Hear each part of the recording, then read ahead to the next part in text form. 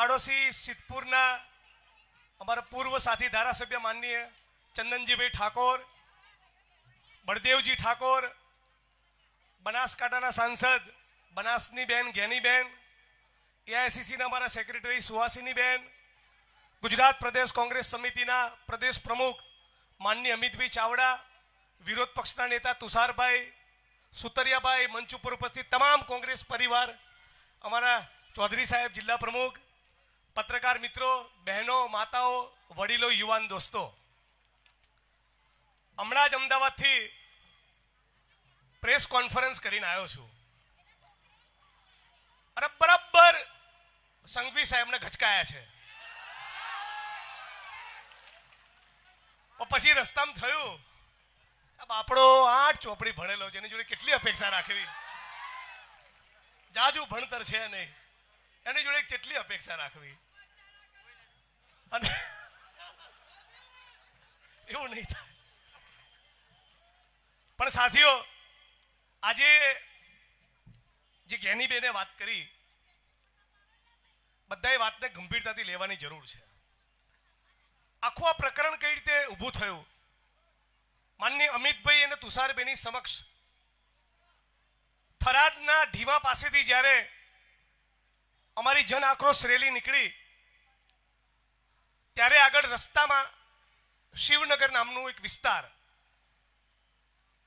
એ શિવનગરના લોકો એ વર્ષોથી રજૂઆત કરતા, એ જ્ઞાનીબેનને બી ખબર ને અમને બી ખબર, જ્ઞાનીબેને બી રજૂઆતો કરેલી, મેં પણ રજૂઆતો કરેલી.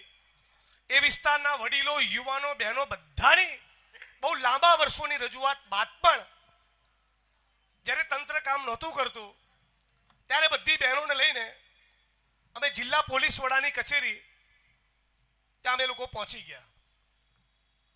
અને આજે ગુજરાતમાં ભારતીય જનતા પાર્ટીની સરકાર એ મૂળ ચર્ચા પેલા પટ્ટાન મારી ભાષા ઉપર કરવા માંગે છે, દારૂ અને ડ્રગ્સ ઉપર કરવા માંગતા નથી. એટલે આપણે ચર્ચા લાવવાની છે મૂળ અસલી મુદ્દા પર, કે ગુજરાતના દરિયા કાંઠેથી કોના પાપે કયા મંત્રીનું ગજવું ભરવા માટે 72,000 કરોડ રૂપિયાનું ડ્રગ્સ આવ્યું. ગુજરાતની સરકાર, ભાજપની સરકાર એનો જવાબ આપે. મને કોઈ કીધું કે જિગ્નેશભાઈ તમારી ભાષા ઉપર બહુ કોમેન્ટ કરે છે, તેની પર કંઈક કહો. તો બધું કહું, અમિતભાઈ, વોટરનું ગુજરાતી થાય પાણી, સ્ટીમનું ગુજરાતી થાય વરાળ, ફેનનું ગુજરાતી થાય પંખો, અને ડ્રગ્સનું ગુજરાતી થાય 8 ચોપડી. ડ્રગ્સનું ગુજરાતી શું થાય? આ અવાજ તો આ કુંડાળાની બારે નહીં જાય, છેલ્લી લાઈન સુધી અવાજ આવવો જોઈએ. બોલો, ડ્રગ્સનું ગુજરાતી શું થાય? ડ્રગ્સનું ગુજરાતી શું થાય? ડ્રગ્સનું ગુજરાતી શું થાય?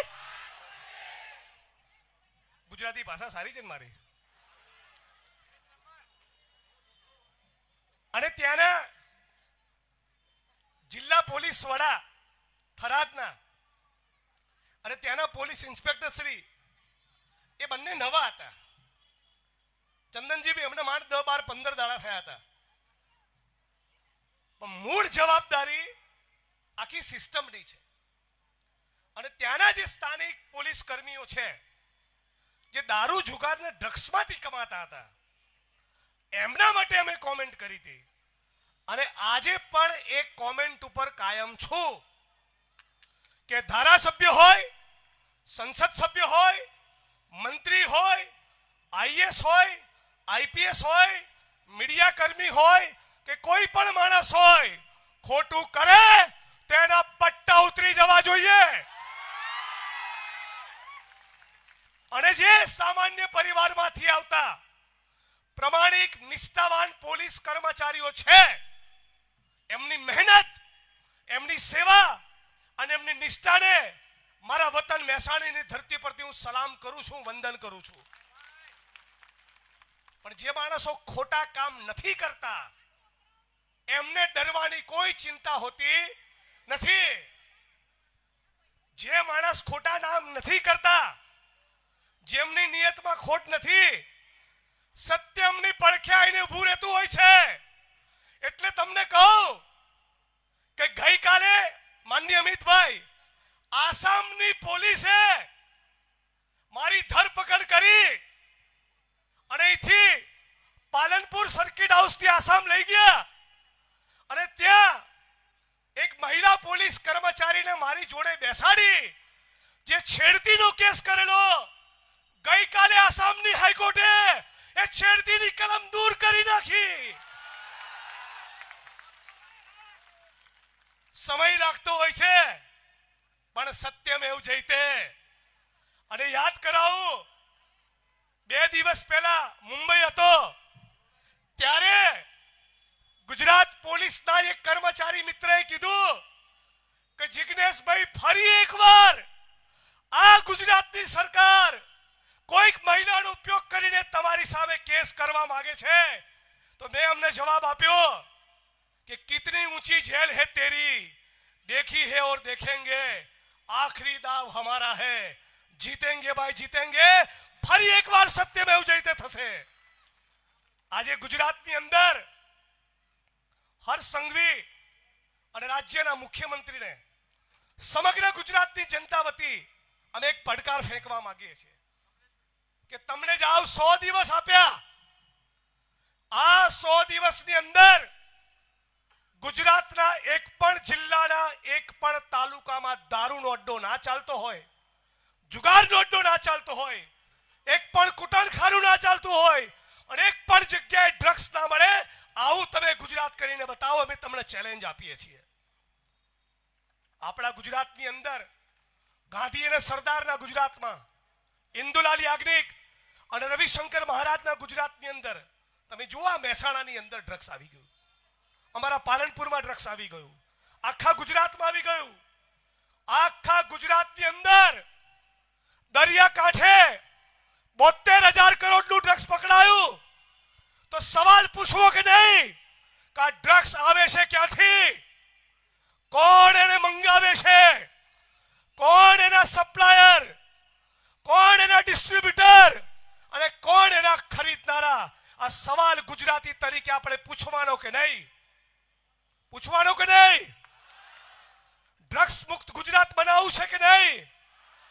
આટલી મોટી સંખ્યામાં ઉપસ્થિત મારી બહેનોને ખાસ કહું છું, પોલીસના મિત્રોને પણ ખાસ કહું છું, તમામ રાજકીય પક્ષના માણસોને કહું છું, દારૂની લત એ કદાચ છૂટી જશે, પણ એકવાર તમારો દીકરો કે દીકરી એ ડ્રગ્સની ચુંગાલમાં ફસાયા એટલે તમારે કાયમ માટે એ તમારા દીકરા અને દીકરીની ચોકડી મારી દેવાની. તમારું સત્યાનાશ નક્કી છે જો કોઈ ડ્રગ્સની ચુંગાલમાં ફસાયો તો. આજે મારી બહેનો અને માતાઓ એવા ખતરનાક ડ્રગ્સ આવી ગયા છે કે સોમ, મંગળ, બુધ ને ગુરુ 4 દિવસ કોઈ લે ને અને 5મા દિવસે એવી તલબ લાગે કે જો એ યુવાન કે યુવતીને ડ્રગ્સ ના મળે ને તો પોતાના ઘરમાંથી ચોરી કરતા થયા છે. તમે પોલીસના સારા મિત્રોને પૂછજો, જે પ્રમાણિકતા અને ઈમાનદારીથી કામ કરે છે, તમને અંદરની વાત કહેશે. પોતાની માના ગળાનો દોરો છૂટવીને એ ડ્રગ્સ લેવા જાય છે. ગેની બેન ઉપસ્થિત છે, પૂછી લો. સુઈગામમાં, થરાદમાં, ભાભરમાં, વાવમાં આ ભારતીય જનતા પાર્ટીના પાપે જે લોકોએ ડ્રગ્સના રવાડે ચડ્યા અને પછી અચાનક કોઈ કારણસર ડ્રગ્સનો સપ્લાય બંધ થયો, ના મળ્યો, એવા માણસોએ એવી તલબ લાગી કે ત્યાંની નર્મદાની કેનાલોમાં જઈને ઝંપલાવી અને આત્મવિલોપન કરી લીધો છે. કોરોનાના સમયમાં જે લોકોને ડ્રગ્સ નહોતું મળતું એવા સેંકડો લોકોએ ગળે ફાંસો ખાઈ લીધો. આપણે ગુજરાતને આવું બનાવવું છે? આના માટે ભગતસિંહ બલિદાન આપ્યું, આના માટે મૌલાના આઝાદ 8 વર્ષ જેલમાં રહ્યા, આના માટે પંડિત જવાહરલાલ નહેરુ 10-12 વર્ષ જેલમાં રહ્યા, કારાવાસ ભોગવ્યો. આ ભારત ભૂમિ અંગ્રેજોની ગુલામીમાંથી અચાનક એક દિવસ આઝાદ નથી થઈ. 1857ના વિપ્લવથી લઈને આજ દિન સુધી અનેક લોકોએ આ દેશ માટે ત્યાગ કર્યો, તપસ્યા આપ્યા, બલિદાન આપ્યા. 23 વર્ષની ઉંમરે ભગતસિંહ ફાંસીના માંચડે લટક્યા. સુખદેવ, રાજગુરુ, રામપ્રસાદ બિસ્મિલ, અશફાકુલ્લા ખાન, ચંદ્રશેખર આઝાદ, સુભાષચંદ્ર બોઝ, આવા અનેક લોકોએ અનેક પરિશ્રમ કર્યાના બલિદાનો આપ્યા. ત્યારે આપણો દેશ અંગ્રેજોની ગુલામીમાંથી આઝાદ થયો. ત્યારે બાબા સાહેબ આંબેડકરની કલમે લખાયેલું એક બંધારણ મળ્યું. તમને કલ્પના કરો, આજે જો બંધારણનું શાસન હોય તો ગુજરાતની અંદર 33 જિલ્લા અને 250 તાલુકામાં દારૂ જુગારના અડ્ડા ચાલુ હોય. આ તમે કોનો વિકાસ કર્યો? દારૂડિયાઓ અને બુટલેગરોનો. ડ્રગના કાળા કારોબારમાંથી કમાનારા માણસો, યાદ રાખજો, જે ઓફિસરો ડ્રગ્સના ધંધામાંથી કમાય છે ને, એમના ઘરમાં પણ ડ્રગ્સ આવશે. તમારા દીકરા દીકરીઓ જ્યારે ડ્રગ્સની લતે ચડશે અને ત્યારે તમને ખબર પડશે કે તમે બીજાના દીકરાઓનું નખો દ્વારતા હતા, ત્યારે તમને ખબર પડશે કે ડ્રગ્સ શું વસ્તુ છે.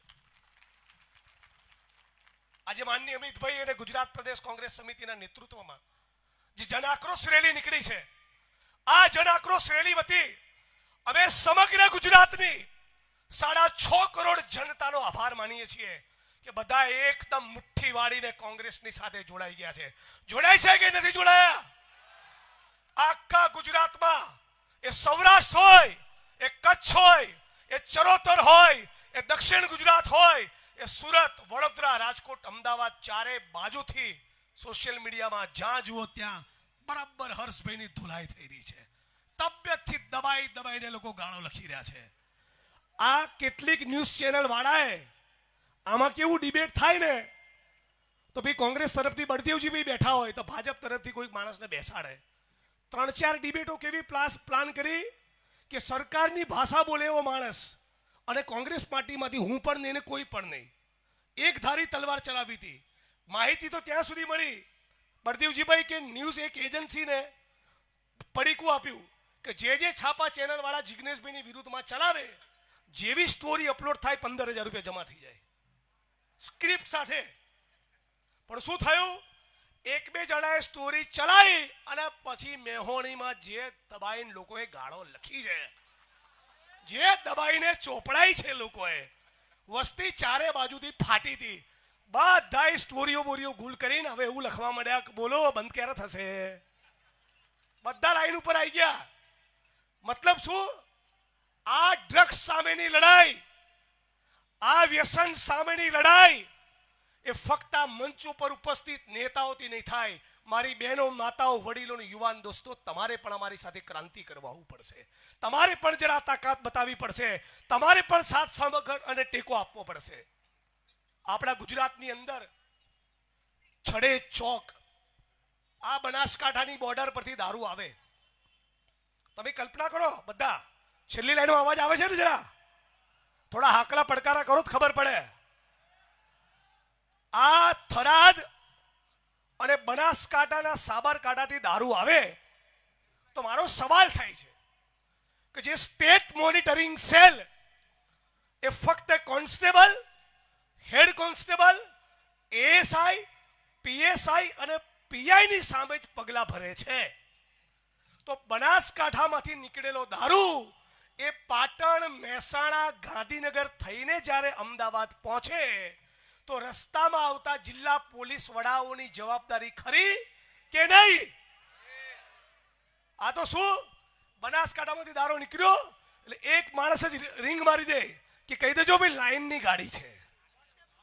વોટ્સઅપ ગ્રુપ ચાલે, પોલીસના અને બુટલેગરોના વોટ્સઅપ ગ્રુપ ચાલે. અને આખા ગુજરાતની અંદર જ્યારે પણ સસ્પેન્ડ કરવાની વાત આવે, ખાતાકીય તપાસની વાત આવે, તો નાના કર્મચારીઓને ટાર્ગેટ બનાવવાના અને એસપી અને આઈજીને કશું ના થાય. આવા પોલીસના નાના કર્મચારીઓની પડખે પણ અમે છીએ. આજ કોંગ્રેસ પાર્ટી, આજ કોંગ્રેસ પક્ષના અમારા નેતાઓના વિધાનસભાના રેકોર્ડ કાઢો કે કેટલી વાત કોંગ્રેસ પરિવારે એ કોન્સ્ટેબલ પરિવારોના હિતમાં કરી છે. એલઆરડીના આંદોલનમાં કોંગ્રેસ પાર્ટીનો સાથ સહકારનો ટેકો, ગુજરાતના પોલીસ કર્મચારીઓનું યુનિયન બને એના માટે હું ધારાસભ્યનો તો ત્યારથી બોલતો આવ્યો છું. પે ગ્રેડનો મુદ્દો હોય ત્યારે પણ કોંગ્રેસ પાર્ટી સમર્થનમાં આવે છે. જ્યારે પણ ફિક્સ પગાર, આઉટસોર્સિંગ કોન્ટ્રાક્ટની નાબૂદીની વાત આવે ત્યારે પણ કોંગ્રેસ પાર્ટી આ પોલીસના નાના કર્મચારીઓના સપોર્ટમાં હોય છે. આ તો શું કર્યું? મોટા ભાગની વસ્તી બુટલેગરોના ફોલ્ડરો, અને એમાં ધીમે રહીને 25-50 પોલીસ પરિવારના લોકોને મોકલીને જોયું કે પોલીસ પરિવારો જિગ્નેશભાઈની વિરુદ્ધમાં છે. આડા ચોરો સુધરો, તમને વસ્તી ઓળખી ગઈ.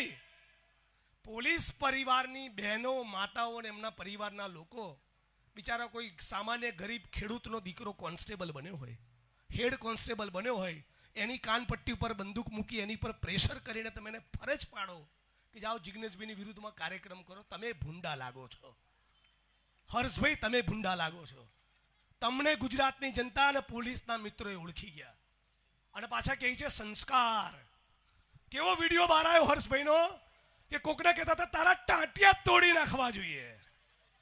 આ એમના સંસ્કાર છે. બીજી શું મેટર ખબર પડી કે સુરતની અંદર 2013માં એમની સામે, આ સંસ્કારી મંત્રીની સામે એક પીએસઆઈ પર હુમલો કરવાનો કેસ થયો હતો. પછી આગળ જતા કલમો નીકળી ગઈ, કદાચ કેસ નીકળી ગયો, એનું પૂરું સ્ટેટસ મને ખબર નથી, પણ એક સમયે તો એમની પર પોલીસ કર્મી પર હુમલો કરવાનો આરોપ લાગ્યો તો અને લાગ્યો તો. તો આ બધી વસ્તુ એ ખાસ પોલીસના મિત્રોના ધ્યાન ઉપર લાવવા માંગુ છું. અમે છેલ્લામાં છેલ્લા સામાન્ય પરિવારમાંથી આવતા દરેક પોલીસ કર્મીની સાથે છીએ. જે પણ પોલીસ કર્મી નિષ્ઠાથી ફરજ બજાવે છે, અમે કાલે પણ એમની સાથે હતા, આજે પણ છીએ, આવતીકાલે પણ છીએ. જે પોલીસ કર્મી દારૂ, જુગાર અને ડ્રગ્સમાંથી કમાય છે, ગઈકાલે પણ બોલ્યો તો, આજે પણ બોલ્યો છું, કાલે પણ બોલીશ કે પટ્ટા ઉતરી જશે. તો સાથીઓ, વધુ સમય ન લેતા આવેદનપત્ર આપવા પણ જવાનું છે. વધુ સમય ન લેતા તમામ લોકોને એક વિનંતી કરું છું, બહુ ટૂંક સમયમાં અમે માનનીય અમિતભાઈના નેતૃત્વમાં એક હેલ્પલાઇન નંબર ડિક્લેર કરીશું. તમારા વિસ્તારમાં જ્યાં પણ દારૂ, જુગાર અને ડ્રગ્સના ધંધા ચાલે છે, વિડીયો બનાવીને અમને મોકલી આપો. તમારા વિસ્તારમાં જ્યાં પણ ગોરખ ધંધા ચાલે છે, અમને કોંગ્રેસ કાર્યાલયમાં પત્ર લખો. અને આમ પણ કોંગ્રેસના 33 જિલ્લા પ્રમુખ અને એમના મોબાઈલ નંબર એટલે 33 હેલ્પલાઇન જ છે. તમે તારા માહિતી અમારા સુધી દબાઈને આવવા દો, અમે તમારો અવાજ બનીશું. પણ એક વાતનો સંકલ્પ કર્યો છે, હવે વધુ સંખ્યામાં ગુજરાતની બહેન દીકરીઓ અને માતાઓને વિધવા થવા નહીં દઈએ. હવે ગુજરાતના યુવાનોની રક્તવાહિનીમાં ડ્રગ્સનું દૂષણ ફેલાવા નહીં દઈએ. બહુ દુઃખ સાથે કહેવું પડે છે કે એક અઠવાડિયાથી આખું ગુજરાત હિલોડે ચડ્યું છે. એક અઠવાડિયાથી આખા ગુજરાતના સોશિયલ મીડિયામાં દારૂ, જુગાર, ડ્રગ્સની વાતો છે. છતાં આ રાજ્યના મુખ્યમંત્રી એક શબ્દ બોલ્યા નથી. મુખ્યમંત્રી સાહેબ, તમે જરા મગનું નામ મરી પાડો. ચિંતન શિબિરમાં બેઠા છો, જરા ચિંતનની ગુજરાતની બહેન દીકરીઓ, માતાઓ અને યુવા ધનની ચિંતા કરો. તમને કહીએ છીએ જ્યારે ચિંતન શિબિરમાંથી બહાર આવો ત્યારે ગુજરાતની જનતા સમક્ષ તમે એક્શન પ્લાન રજૂ કરજો. તમે કહો આ ગુજરાતમાંથી ડ્રગ્સનું દૂષણ ખતમ કરવા માટે તમારી જોડે શું એક્શન પ્લાન છે, આખું ગુજરાત જાણવા માંગે છે. જાણવું છે કે નથી જાણવું? તો મારી સાથે બધા નારો લગાવશો? મારી વાણીને વિરામ આપું છું. આપણે બધા સાથે મળીને તમામ જ્ઞાતિ અને ધર્મના લોકો ગુજરાતી તરીકે નારો લગાવીએ અને કહીએ કે આપણને કેવું ગુજરાત જોઈએ? તો તમારે કહેવાનું ડ્રગ્સ મુક્ત. કેવું? આપણે કેવું ગુજરાત જોઈએ? ડ્રગ્સ મુક્ત, નશા મુક્ત. આપણે કેવું ગુજરાત જોઈએ? આપણે કેવું ગુજરાત જોઈએ? હું કહીશ લડેંગે, તમે બંને હાથ ઊંચા કરીને કહેજો જીતેંગે. આ નશાના દૂષણની સામે અને ગુજરાતના ખેડૂતો, પશુપાલકો, ખેતમજૂરો, દલિતો, આદિવાસીઓ, ફિક્સ પગાર આઉટસોર્સિંગ કોન્ટ્રાક્ટના કર્મચારીઓ, મહિલાઓ, સર્વ સમાજના જે પણ પ્રશ્નો છે જેના માટે આ કોંગ્રેસ દ્વારા આયોજિત જન આક્રોશ રેલી નીકળી